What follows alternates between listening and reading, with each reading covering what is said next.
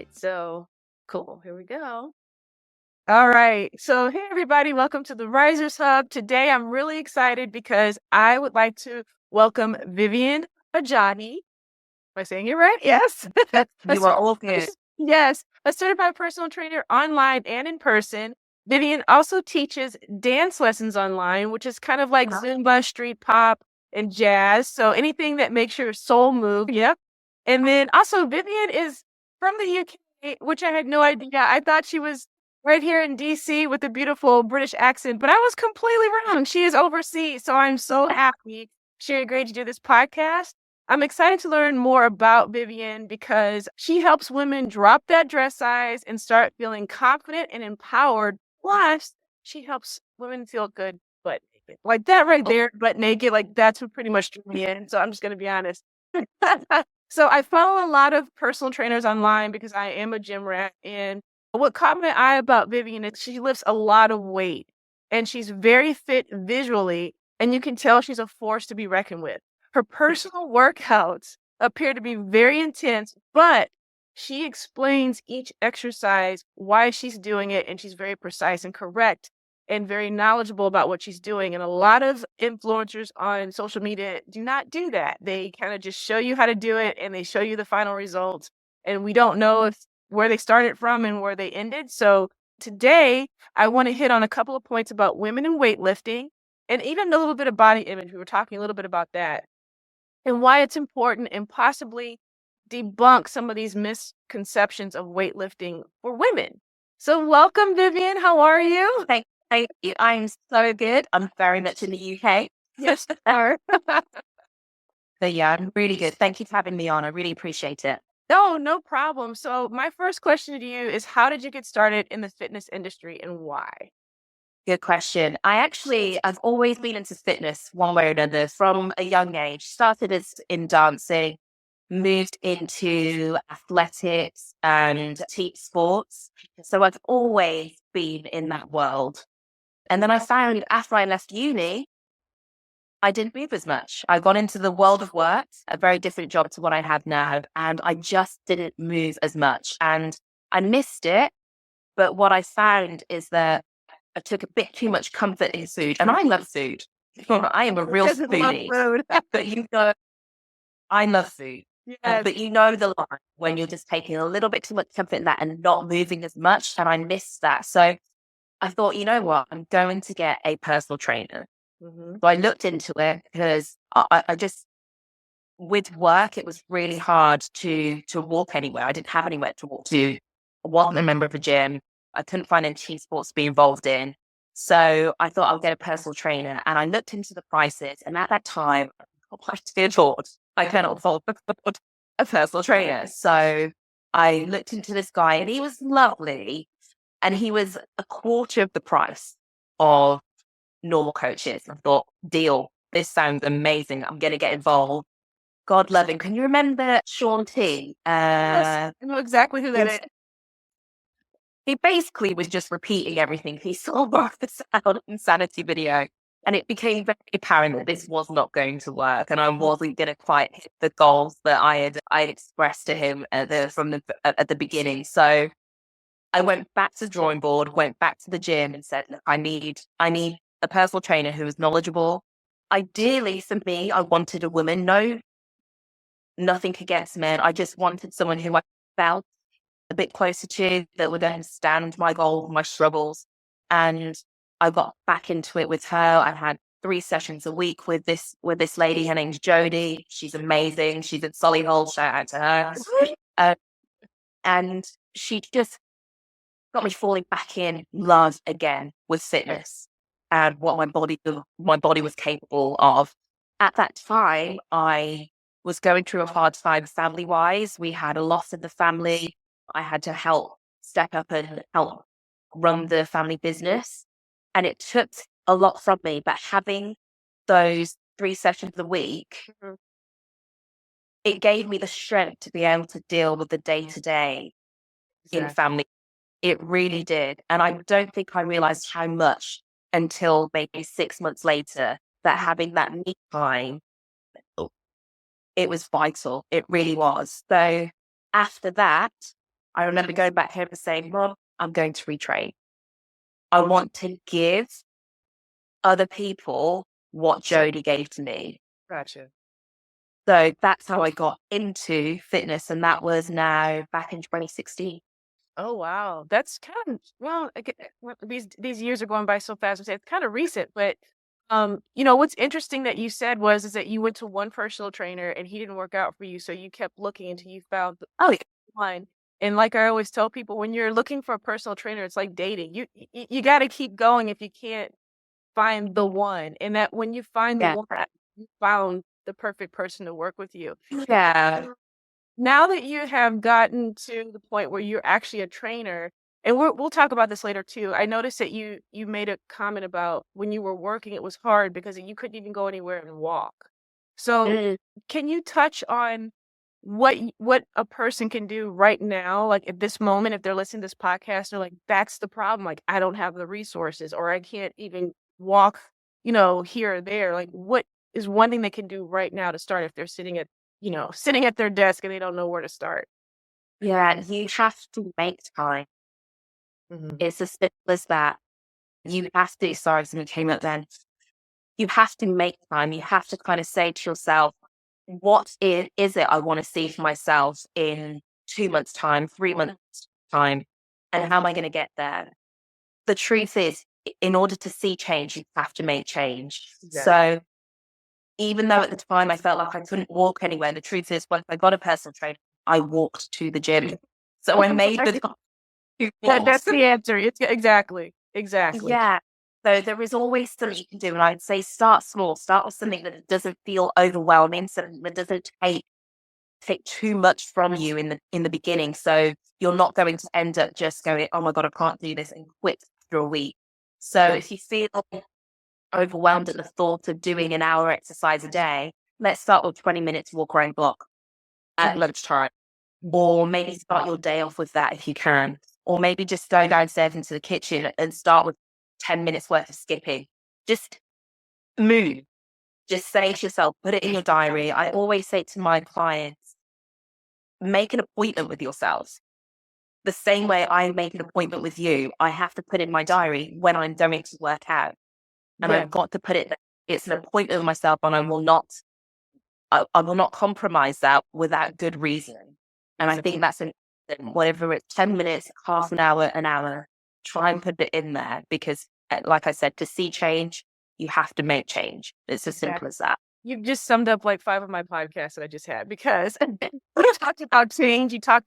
You're basically talking about self-care, and you're talking about the importance of yourself first and putting it in what you call your diary or your journal or your calendar and making sure it's happening. So I really, really like that. So my next question to you is, what is your favorite part about being a personal trainer?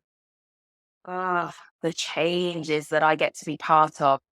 I always feel a little bit, I don't know, silly talking about this. It sounds a little bit melodramatic and over the top, but to be part of so many people's lives when they get to celebrate those small wins and the big wins, to hear them say, I went for a walk with my family the other day, and I was able to get up the hill, and I couldn't believe it. They couldn't believe how fit I was now.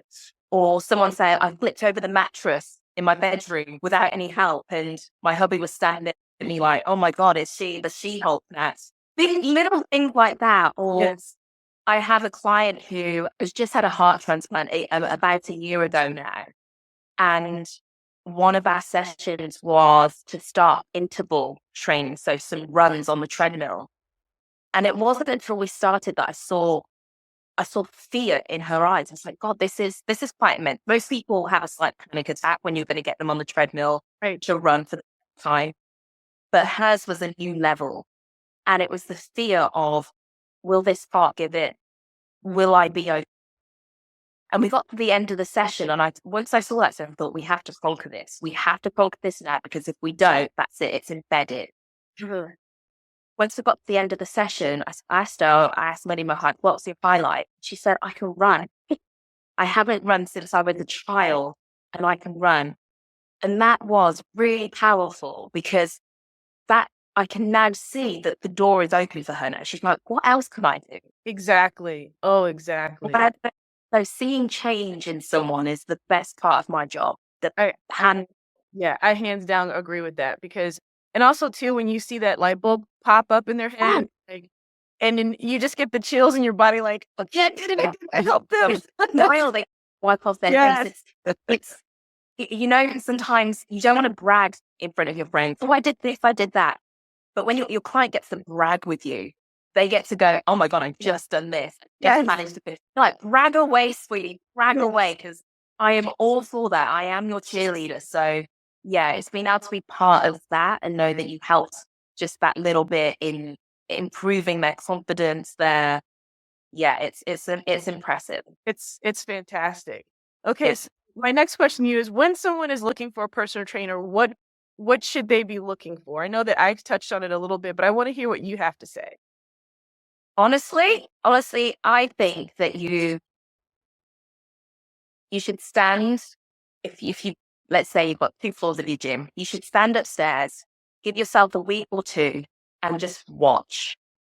Watch for the clients who you can see joy. You can see that they are working hard, but with a smile on their face. Don't get me wrong, they're going to grimace through every single exercise.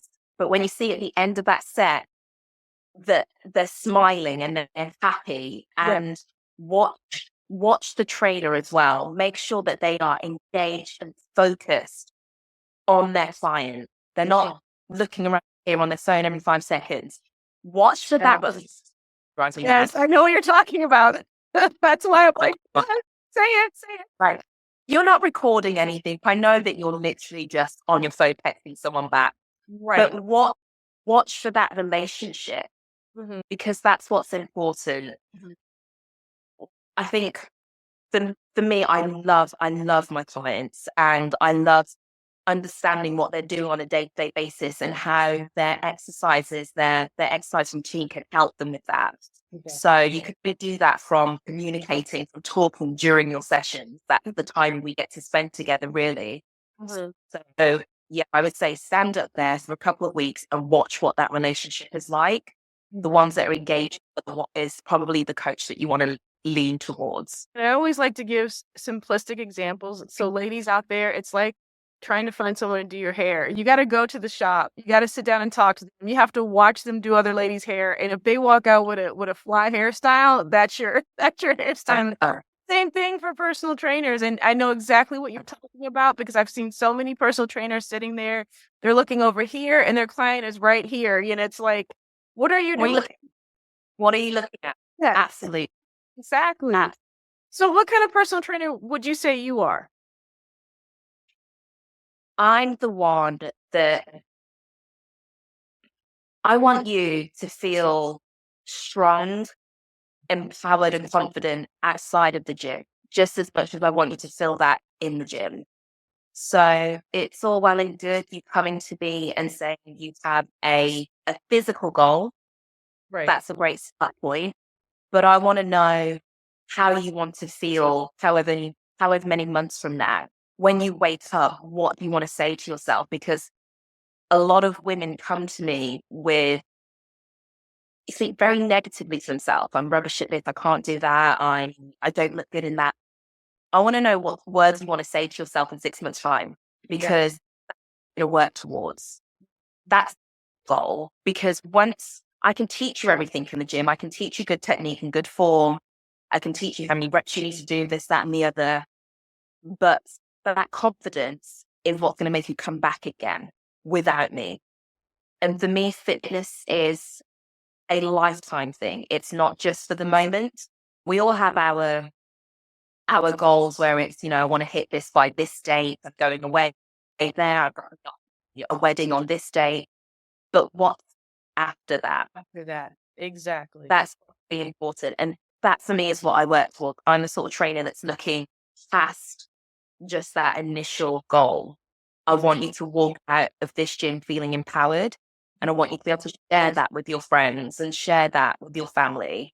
I don't know if that really answers your question, but It does. It does. And I think I also believe that being a personal trainer, I used to be a personal trainer for years, and I'm still like a lifetime, but I don't practice it right now. But the thing about being a personal trainer is it's our job to train you so that when you're not with us, you know, 4, 6, 8 weeks down the line, you can do it yourself. Like, and if And you, no worry. It.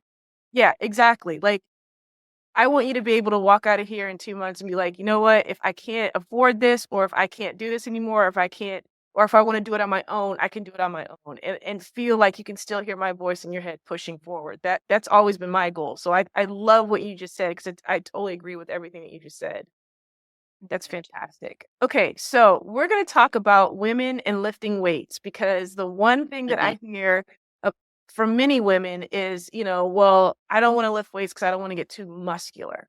And I think we need to help debunk that mythology. So there that idea of women and lifting weights. So what would you say are the top 3 to 5 benefits of lifting weights for men and women? In terms of lifting weight, one of the benefits is the more lean muscle you have, the more efficient your body is at burning calories. So if you want to maintain a healthy weight or encourage fat loss, then we really want to increase that lean muscle mass. And that's done through lifting weights. As a result, you will see a more defined and sculpted figure. Men and women alike love that. And that in turn can help you lifting weights, exercising in general, but lifting weights will in turn help you alleviate stress, enhance your mood. That's really important. That's going to help you keep coming back. That's going to help on your day to day. I think a lot of times people worry about lifting weights and worry that you're going to end up being quite beefy, bulky. The truth is, you've probably been carrying around your 2-year-old toddler for God knows how long on your hip, for God knows how long. And that toddler is about, what, 25 pounds? That didn't make you bulky. The shopping that you pick up every single day and carry to and from the car to the house, that didn't make you bulky.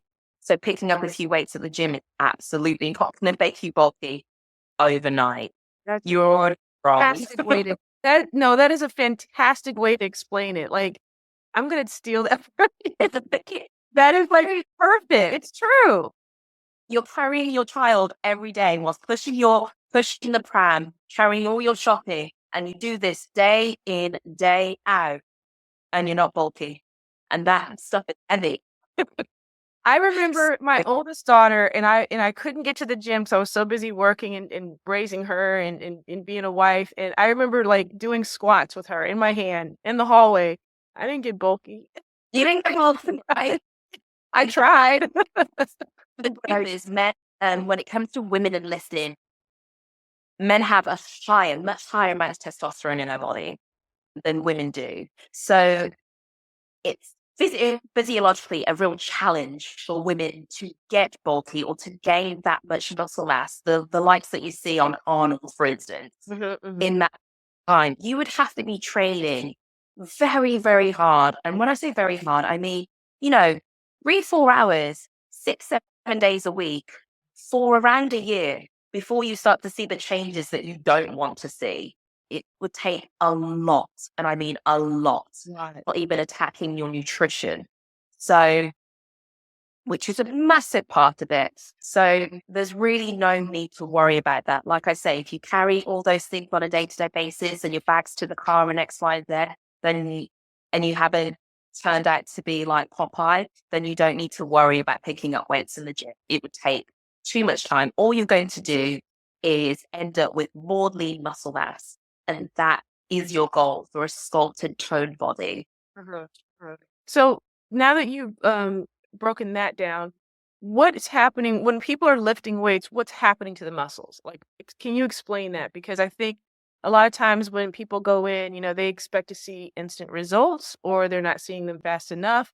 But your muscle itself is actually going through a process. So can you explain that a little bit?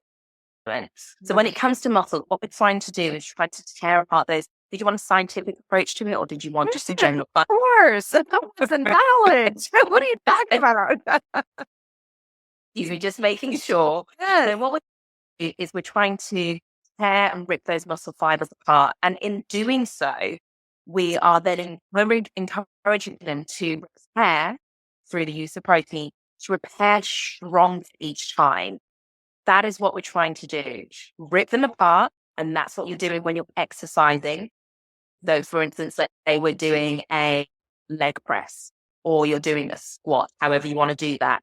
You're working and you're putting those muscles under tension, under pressure, tearing them apart. And then we want them to repair. And as they repair, they're repairing each time a little bit stronger. So that's the process that we're trying to encourage every single time we are lifting weights in the gym or at home. And that's what I mean by creating lean muscle mass. That is what we're trying to do. The leaner muscle mass you have, the more it encourages your body to work more efficiently, again, at burning calories. So if your goal in the long run is to see a sculpted, toned, defined body or to increase the amount of muscle you have to lift weights in order to get there. Yeah, and then that's why when you do work out and you do lift weights, a personal trainer will tell you, okay, you're going to work on this day on these muscles, but you're going to give them a break the next day because it takes an entire 24 to 48 hours for them to repair themselves, so you can get back in there. So, and then also too, what I know what it is, but what is it called when you work out and then the next day you're extremely sore? Or the next day after that. Yeah. Those good on. So I've had a few calls at times when people say, honestly, I've had this a couple of times when people have said, do I need to go see a doctor because something really hurts? I don't think I can use my arms or I can't get off the toilet. I'm like, congratulations, you're welcome, well done. But delayed onset muscle soreness is something that we all go through at one stage or another. And it's very common to go through it at the very beginning. So the first time you've done an intense workout in either a long time or possibly ever, and you get that feeling of just sensational amount of pain, and you think something wrong. And this can last anything from a day, sometimes 3 or 4 days. And it's nothing to be worried about. It's also not an indication necessarily of a great workout. You don't have to feel that every time for you to say, I had a perfect workout. It just means your body has gone through a serious amount of stress during that workout. And like you said, it can come 24 hours, or sometimes it's the gift that keeps on giving from 48 hours later. And then you've got to wait. Exactly. I know that, like, and just so everyone knows, even if you're not a fit person trying to be a fit person, and then you feel what I call DOMS, when you feel that for the next day or two, even if you're a professional athlete and you're starting your season over and you have to start again, they're feeling the same thing too. So everyone feels it. It's nothing new. Exactly. The only time I think that you really need to be concerned about it, it feels like you can't lift or move or do things, but you'll know the difference between like a torn muscle versus muscles that are repairing themselves. So there is a distinct difference. So, but yeah, always talk to your trainer and make sure that everything is copacetic and you're good. Because it can be very painful. It can be, and like you said, over time you get used to it, or if you're lucky, you don't feel it. But like I said, everyone at one stage or another will feel that, whether they are a pro athlete or a complete newbie. If you haven't done it for a while, you are most likely going to feel DOMS, and it will take you a little while to recover from it. But it's just your muscles repairing, and the more protein you can get into your system, the quicker you'll speed up that repair. And also, if you stretch, which is very undervalued, if you stretch, you'll also or walk as much as possible and move that body. Again, the effects of DOMS will slowly disappear. And then, so what is your advice on how? I'm not going to get into the numbers with proteins, but when should you get the protein in your body after the workout? Should it be within that hour, 2 hours, a day? What is your suggestion?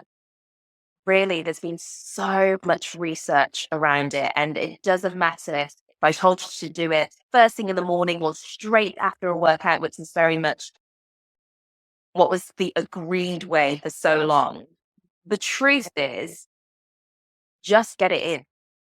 Yeah. That I know a lot of times people say try and get it in within half an hour of your workout finishing. And that's great because that's when your body has been put under that stress. That's when you've torn those muscle fibers. So yeah, getting protein in straight after there when your body is more open to it. Great. Not everyone can do that. So the thing is to try and make sure that protein is featured in every part of your day. So your breakfast, your lunch, your dinner, your snacks. If you kind of do it like that, you won't feel so overwhelmed by trying to get 120 grams, 170 grams worth of protein in. Because it can be quite an overwhelming number when you start to look at your macros and see how much protein you should be getting in for your goal. Sometimes I think, how am I supposed to get all that in without just drinking lots and lots of protein shake? I always find the easiest way is to go, actually, how can I inject it in both in each of my meals throughout the day? So that would be the best thing for me. And then if you need a bit more, try and have a shake if you can after your workout. And if I can add to that, like, I recently went to the doctor about a month ago and I needed to put more protein into my diet. Even though I work out and I run, I do all these things. Like there are some things that I'm a human being, I lack doing. And Of so course. so what I made sure that I was doing is I start to watch how I was eating. And so what I did is I would add a yogurt to my breakfast if I wasn't getting enough protein there, if I didn't even get my protein shake. And then at lunchtime I made sure that I had like, 2 or 3 slices of turkey. And then, and then for my dinner, I made sure that I had a protein with my dinner in a significant amount. And so that's how I added it in there. And then if you're a vegetarian, there's so many different things that you can implement into your diet as well that has a lot of protein in it, from like beans and tofu and Also, things like that. Yeah, exactly. That you can, and there's even like I think vegan powdered drinks with protein in it. It just depends on like, but the thing is that you have to pay attention to how you're eating and what's yeah, going to your body to make sure that you're getting the protein, and don't depend solely on the protein shakes because you're going to need protein other sources as well. exactly. I completely agree. I completely agree with you. And you'll typically you'll find when I sit with my clients and go through their nutrition, just their kind of day to day, you find that they are lacking the protein, especially at breakfast time. So if you can just get it there, it makes such a difference. It does. Already, at least another 20 grams worth of protein in you, it had a massive impact. So yeah, your doctor was right, and getting it throughout the day is a lot easier than depending on protein shake or trying to get it in at dinner time.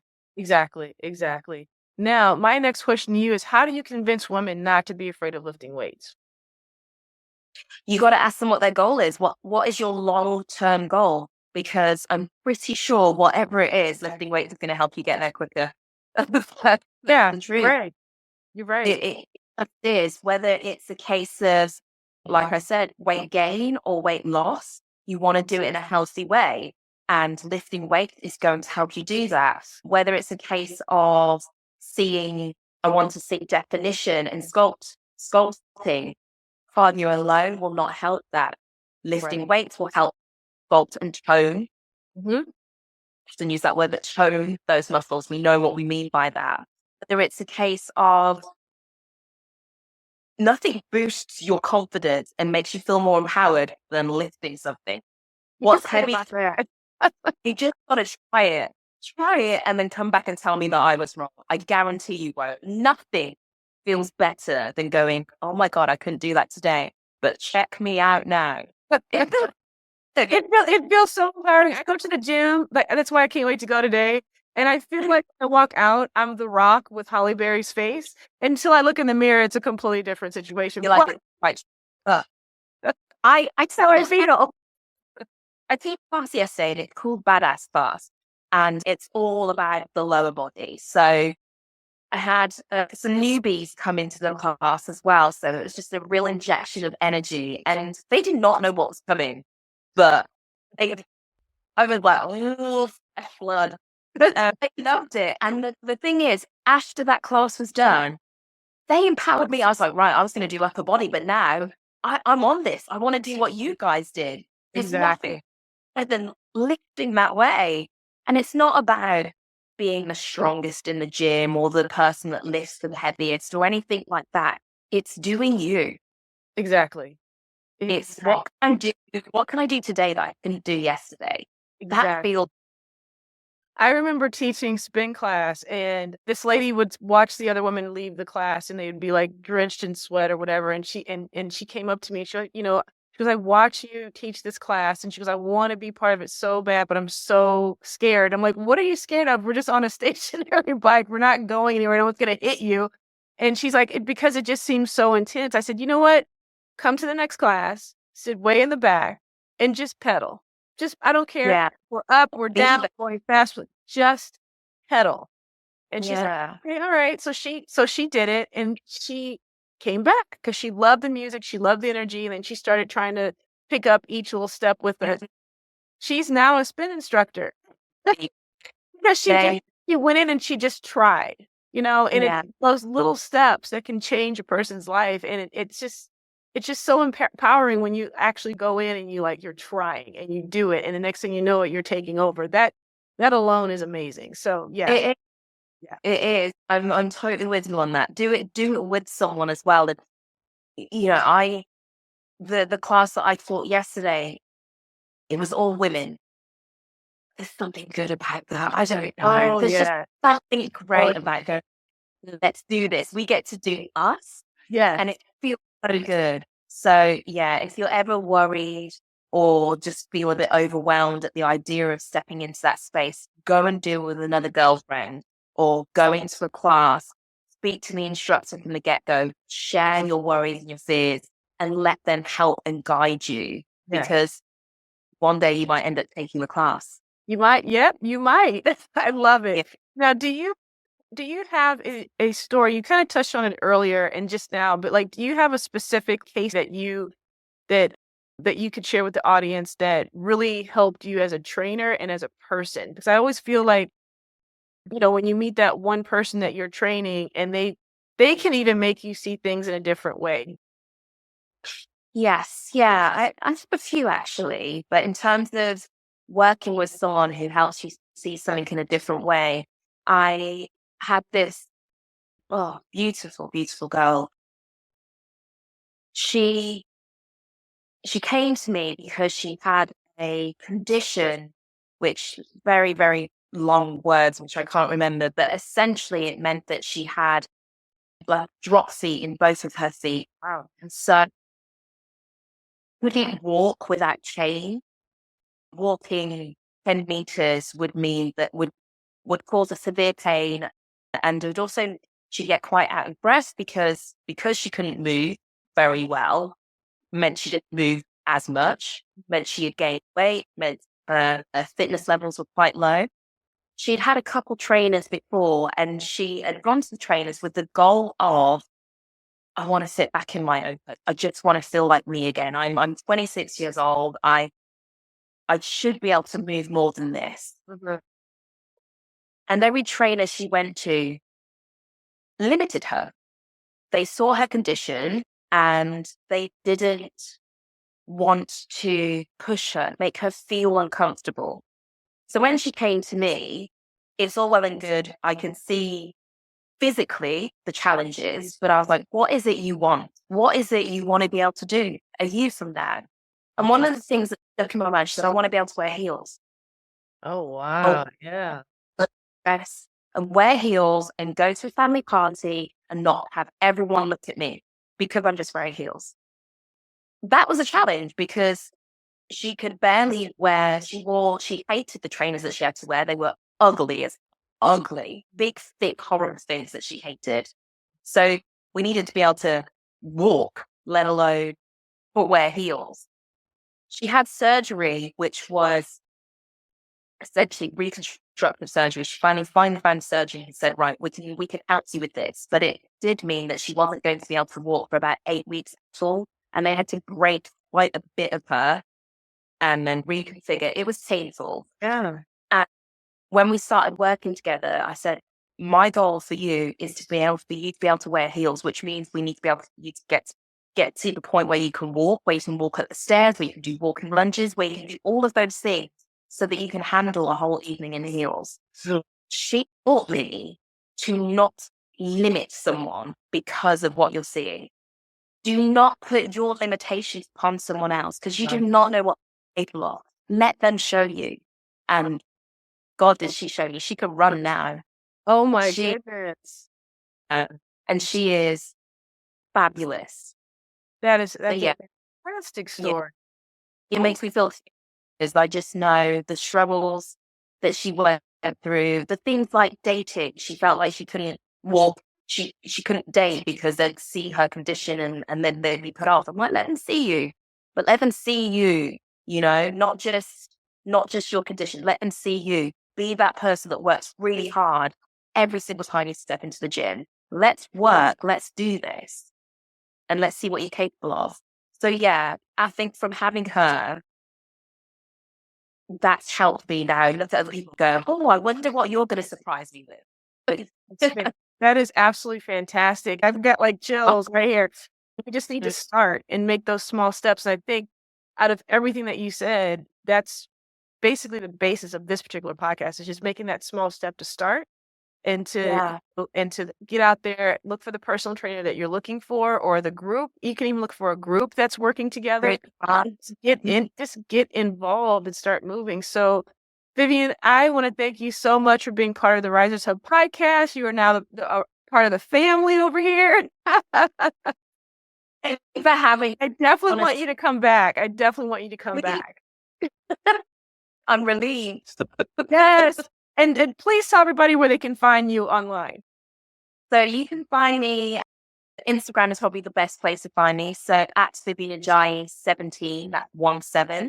You can find me there or via my website, vivianajayi.com. And yeah, all the contact details are there. So hit me up, come say hi. Okay. Well, thank you so much. Thanks. Well, really appreciate it. If you like this podcast, please like and share. Thank you. Hey, thanks for tuning in. Remember, this podcast is meant for both education and entertainment purposes only. I am not a licensed therapist, so it's crucial to consult your physician, psychotherapist, or qualified health professionals for personalized advice. Until next time, take care.